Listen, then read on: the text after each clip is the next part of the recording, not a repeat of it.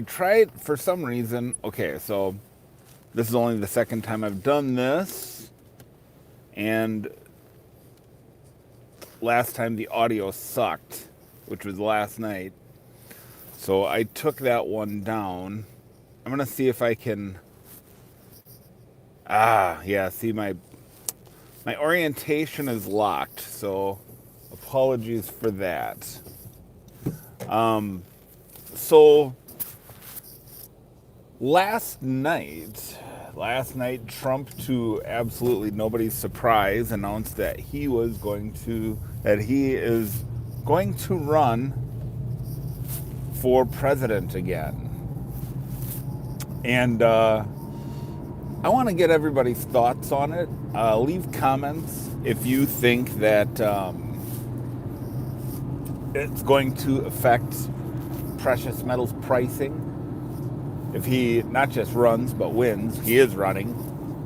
And will he win? That remains to be seen. I think that if DeSantis chooses to run, there could be a lot of trouble. But I think if DeSantis does choose to run, it would be great, because I think it needs to go to a vote. There needs to be a vote on whether the people really want Trump or not. Is the MAGA movement really what people say it is? Does it have the strength and the backing? That's the question.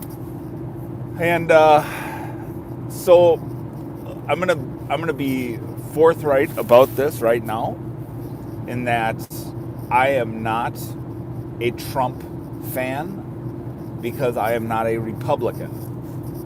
And that does not make me a Democrat, nor does it make me a libertarian. Although, if I have to identify as anything to people politically speaking, I'm a libertarian, and I'm much more closely associated with anarchy than I am libertarianism. I think at heart I'm an anarchist, or at least a voluntarist. I believe all transactions between parties should be completely voluntary, and I don't think that that is a controversial position whatsoever. And so when I, just putting all my cards on the table here, when I look at Trump, I see a politician. I see a liar. I see a thief. I see a person who is self-interested and really only wants power for themselves. Now, maybe what sets Trump aside is that his selfishness has a side effect of benefiting others. So is it bad? Is it bad if it comes at the benefit of others? Well,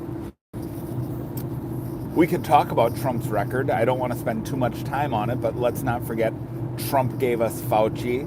Trump gave us 2 weeks to stop the spread. Trump gave us Operation Warp Speed, which led to vaccine mandates.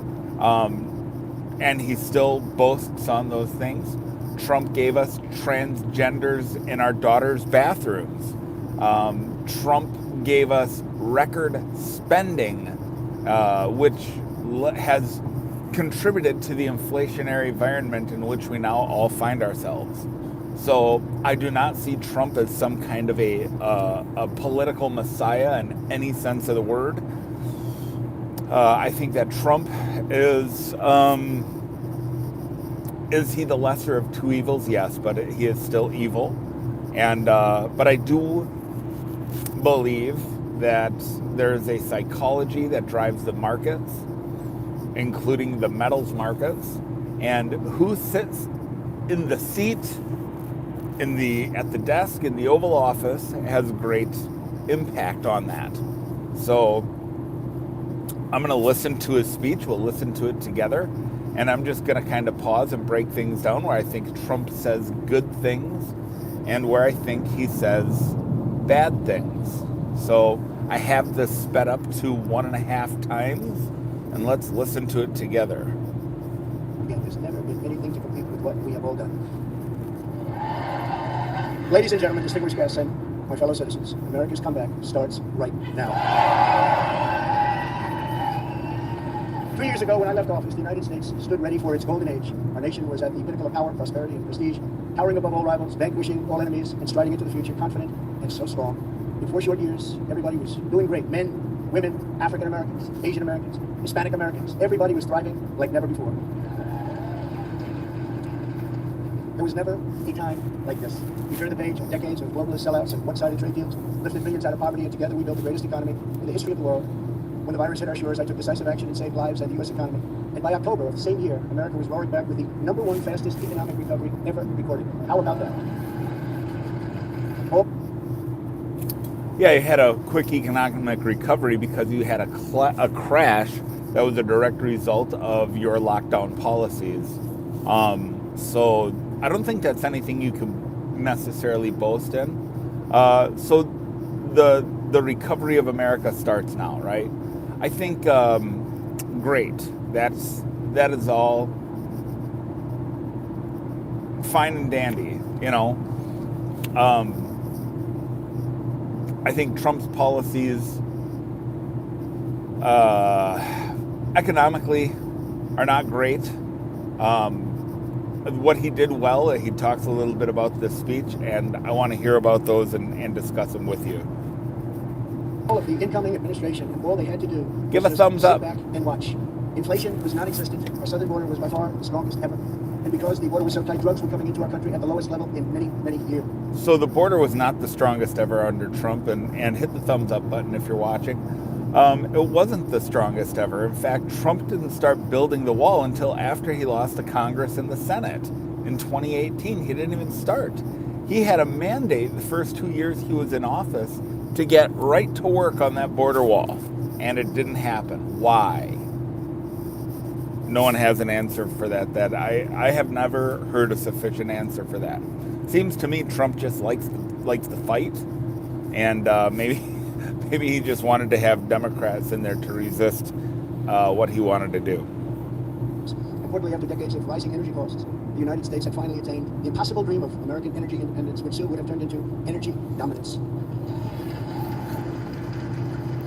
By far the best thing Trump did was his energy policy, by far. Fuel prices dropped because demand went so low because of lockdowns, and if anyone remembers, gas went negative, and he filled the strategic reserve in the best possible time that he could. And that's the mind that he has as a businessman, is making deals, right? So he made deals. That's huge. Trump's energy policies are great. First time in memory, China was reeling in, back on its heels. Never seen that before, because the United States was outdoing them on every single front, and China was paying billions and millions of dollars in taxes and tariffs. The farmers know that because they got 28 billion of it. No president had ever sought or received $1 for our country from China until I came along, and we were getting hundreds of billions of dollars. Many people think that because of this, China played a very active role in the 2020 election. Just saying. Sure, that didn't happen. Okay, so Trump's China policy also excellent. I work in a business where I directly compete with China. I'm in stainless steel, and China is, they produce stainless steel at a fraction of the cost that we can here. And by the way, stainless steel is everywhere. It is in kitchens, bathrooms, it's in your cabinets, it's everywhere, you guys. And the fact that he put some heat on China, it made people who were buying stainless steel from China only to start shopping domestically. I saw it last year even. Now this is partially because of the tariffs and also partially because of China's zero COVID policy, that their shipping times were extended. They had the same supply chain issues that we did, and now they were forced to be more price competitive. And so we had customers last year who had been buying from China for a decade and were finally considering domestic domestic stainless steel sources because it was price competitive again. You cannot, I guess it's hard to emphasize how big of an impact that that his foreign policy with relation to China and tariffs had. Instead of jobs and factories leaving America for China, they were for the first time ever leaving China for America. Businesses were pouring back because of our historic tax and regulation cuts, the biggest in both categories in history, bigger even than what Ronald Reagan was able to produce, and he produced a lot.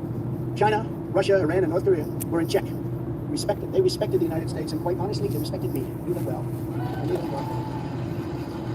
The vicious ISIS caliphate, which no president was able to conquer, was decimated by me and our great warriors in less than 3 weeks, and al-Baghdadi, its founder, was hunted down and killed. North Korea had not launched a single long-range missile since my summit with Chairman Kim Jong-un nearly 3 years before we developed a relationship, and that's a good thing, not a bad thing. It's a good thing. Very good thing, actually. So look at what's happening today. My opponents made me out to be a warmonger and just a terrible person who would immediately go into war. They said during the 2016 campaign that if he becomes president, there will never be a war within weeks, and we will have wars like you've never seen before. It will happen immediately, and yet I've gone decades without a war, the first president to do it for that long a period. So I'm going to kind of work in reverse on the things that he just said about his foreign policy. No wars is absolutely huge. However, did he stop supplying weapons to the Saudis to continue their genocide in Yemen? So that's a big thing. However, there were no new attacks, no new wars. He was on track to end the war in Afghanistan, which is great. I think he would have handled it better than Biden, without question. I think that he did well in visiting North Korea, and no missiles were launched or tested from North Korea while he was president. That's huge. People in foreign enemy leaders particularly, forget all these NATO idiots in the European Union, they had a respect and a fear for Trump because he was seen as I think, as a bit of a wild card, as a bit unpredictable. Maybe he will, nuke us into the dark ages. Who knows? So that can't be understated. Now, he said something. The American people, and unlike other presidents, America was prospering. All right, I hope I'm connected now.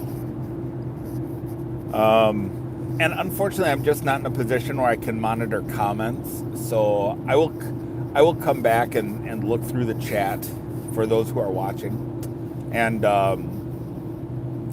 continuing with Trump's speech. Our country was on track for an amazing future because I made big promises to the American people, and unlike other presidents, I kept my promises. I kept them.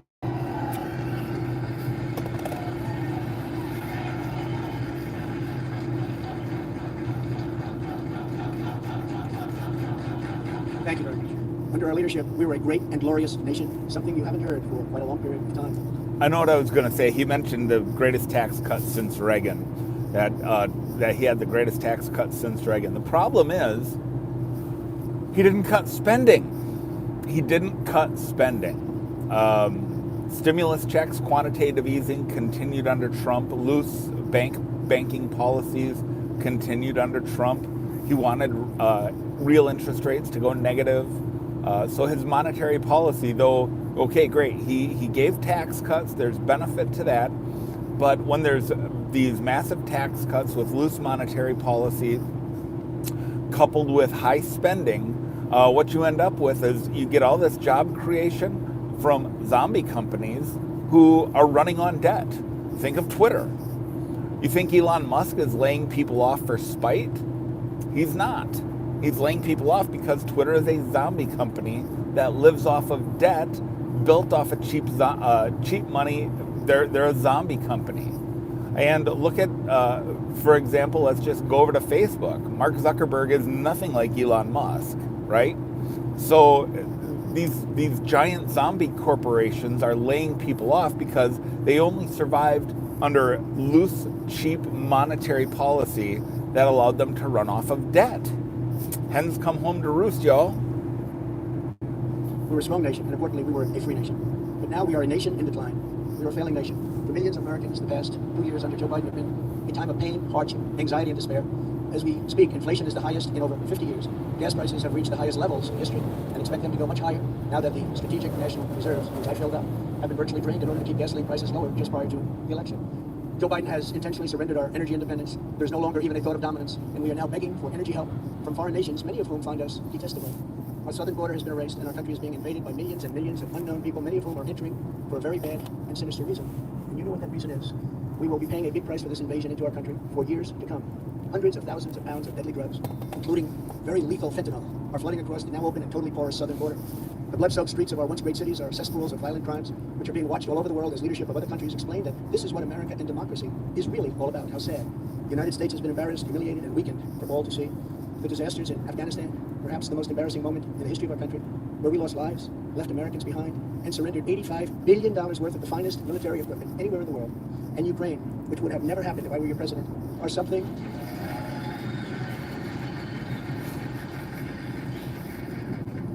And even the Democrats admit. By the way, he's right about that. Ukraine would not have happened under his watch. Even Democrats admit that. Even Democrat pundits in the legacy media, corporate media believe that. So, again, something to be said about that long-term peace. Is America in decline? Yes. Well, was America really descending or ascending under Trump? That's debatable. I mean, look, everything that's happened with big tech censorship happened under Trump. And that is that Trump's fault? No. Could there have been regulation to stop it? One thing is, I'll tell you this, I am not a fan of regulation. However, these social media platforms, this is a totally off the beat discussion here. They should be a public utility by now. So yeah, censorship and our loss of freedoms happened under Trump, but it's not Trump's fault. It's a result of people who pull the levers of power. They cannot dare risk having Trump or anyone else like him ever ascend to get that close to power ever again, right? It's like Icarus flew a little too close to the sun, Continuing. It's something I've seen them admit over and over again. But our enemies are speaking of us with scorn and laughter and derision because of those two events. But there are many more. Even just today, a missile was sent in probably by Russia to Poland, 50 miles into Poland. People are going absolutely wild and crazy, and they're not happy. They're very, very angry. Now we have a president who falls asleep at global conferences, was held in contempt by the British Parliament over Afghanistan. Thanks to the words of wisdom, he said thank you to the wrong country for inviting him to a major summit on the environment of all things. They fly for days to get there, and then he calls the country a name that was actually a country on another continent. And he's leading us to the brink of nuclear war, a concept unimaginable just 2 short years ago. You cannot mention the nuclear war. It's too devastating. The Green New Deal and the environment, which they say may affect us in 300 years, is all that is talked about. And yet nuclear weapons, which would destroy the world immediately, are never even discussed as a major threat. Can you imagine? They say the ocean will rise 1/8 of an inch over the next 200 to 300 years. But don't worry about nuclear weapons that can take out entire countries with one shot. Something is wrong with their thinking. Under Biden and the radical Democrats, America has been mocked, derided, and brought to its knees, perhaps like never before. But we are here tonight to declare that it does not have to be this way. It does not have to be this way. 2 years ago, we were a great nation, and soon we will be a great nation again. The decline of America is being forced upon us by Biden and the radical left lunatics running our government right into the ground. This decline is not a fate we must accept. When given the choice, boldly, clearly, and directly, I believe the American people will overwhelmingly reject the left's platform of national ruin. They will embrace our platform of national greatness and glory to America. Glory. Exactly 1 week ago, our citizens voted in the important midterm elections, and despite a ridiculously long and unnecessary period of waiting, far longer in fact than any third world country, just a short time ago, the Republicans won back control of the House of Representatives. And it was with a great Trump-endorsed candidate, Congressman-elect Kevin Kiley, who is a fantastic person, and I'm very happy it was his vote. that did it. But so we now won back. This happened just an hour ago. Much criticism is being placed on the fact that the Republican Party should have done better, and frankly, much of this blame is correct. But the citizens of our country have not yet realized the full extent and gravity of the pain our nation is going through, and the total effect of the suffering is just starting to take hold. They don't quite feel it yet, but they will very soon. I have no doubt that by 2024, it will sadly be much worse, and they will see much more clearly what happened and what is happening to our country, and the voting will be much different. 2024. He is not wrong. Things are going to get worse economically. All this discussion about the Fed pivoting and inflation is reversing and blah, blah, blah. Don't buy it. Do not believe it. Don't believe it for a second. There is a reckoning yet to come, and there's going to be a great deal of pain over the next 2 years. Now, I do believe that in the short term, Trump can fix that if he has the political will. Now, he talked about the midterms. One thing that has to be addressed, and Tim Pool talked about this last night, he's been talking about it since the midterms, is there needs to be a reform in the way elections are conducted. This universal mail-in ballots it's nonsense. And I agree that the Republicans can never win under these conditions ever again. Anywhere that there is mail-in ballots, and ballot harvesting, the Democrats dominate. They dominate. So, look, you have to address the root of the problem. And when the Democrats talked about, a federalizing elections to make them,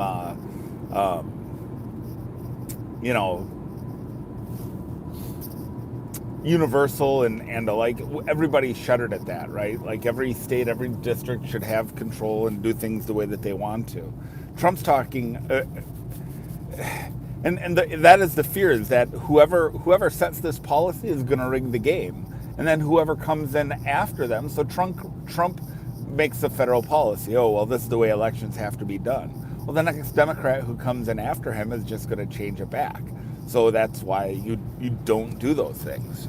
So, but it has to be addressed somehow. There has to be some standardized national system. There has to be, I don't know what's wrong with paper and a pencil. It's dumb. But anyhow, I am almost to my destination. So let's keep going, and I will stop and give my final thoughts. Are you getting ready? And I am too.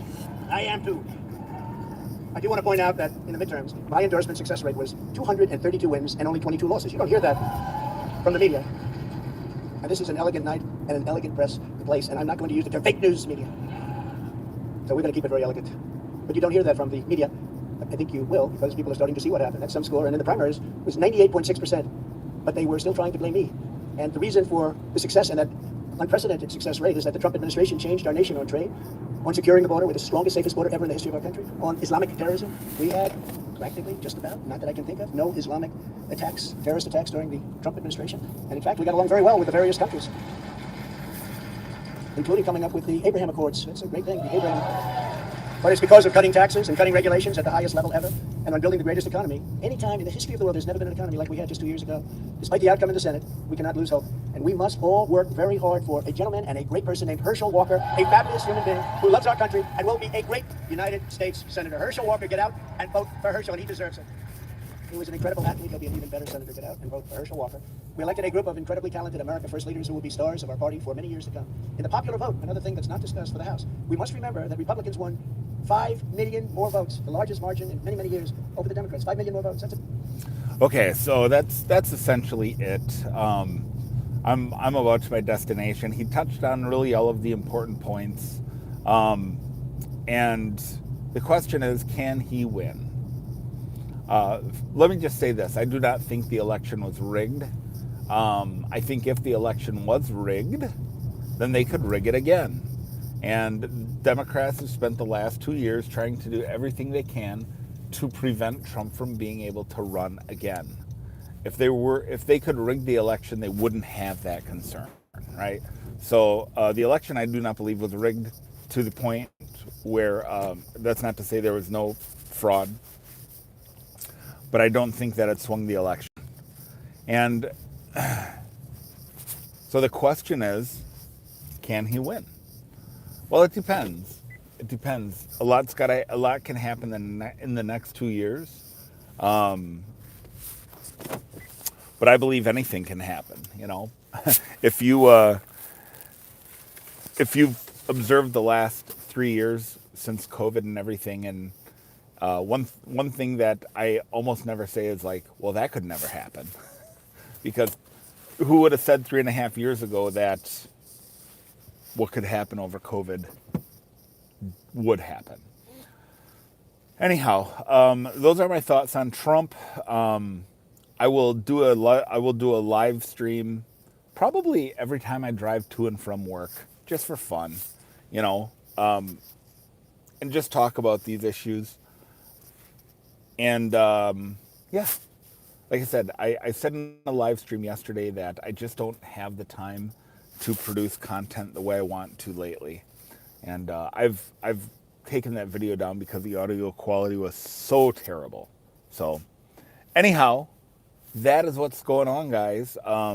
Thanks for watching. Give a thumbs up, and we'll see you on the next one.